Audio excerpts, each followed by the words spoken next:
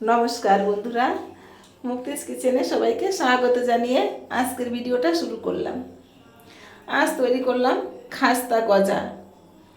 খাস্তা গজাটা তৈরি করার জন্য আমি আটাটা মেখে নিয়েছি। প্রথমে আটা মাখানোটা দেখাতে পারিনি, আর আটাটা আমরা যেভাবে লুচির ডোটা মাখি ওভাবেই আটাটা মেখে নিয়েছি।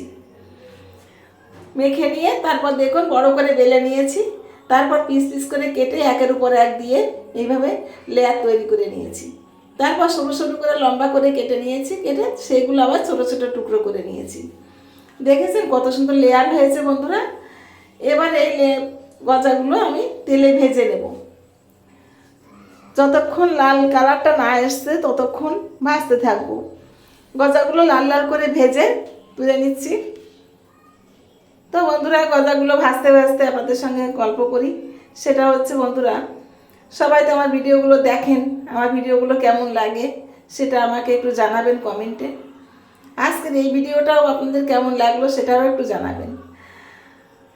আর আমার ভিডিওগুলো যদি আপনারা আমার ফেসবুক পেজ থেকে দেখেন তাহলে আমার পেজটাকে ফলো করে আমার পাশে থাকবেন। আর যদি আমার ইউটিউব চ্যানেল থেকে দেখেন তাহলে আমার চ্যানেলটাকে সাবস্ক্রাইব করে পাশে থাকা বেল আইকনটি অন করে দিবেন। তো বন্ধুরা, আপনাদের একটা লাইক একটা কমেন্ট আমাকে অনেক দূর এগিয়ে যেতে সাহায্য করবে। দেখুন গজাগুলো আমি ভেজে নিয়ে তারপরে একটু চিনির শিরাটা তৈরি করে নিয়েছি। তৈরি করে চিনির শিরার ভিতরে দিয়ে দেখুন আমি একটু নাড়াচাড়া করে নিচ্ছি। আস্তে আস্তে কিন্তু চিনিগুলো দেখা যাচ্ছে বন্ধুরা। এই আর প্রায় হয়েই এসছে। দেখুন এই যে এই পর্যায়ে এসে আমি গজাগুলো সার্ভ করে দেবো।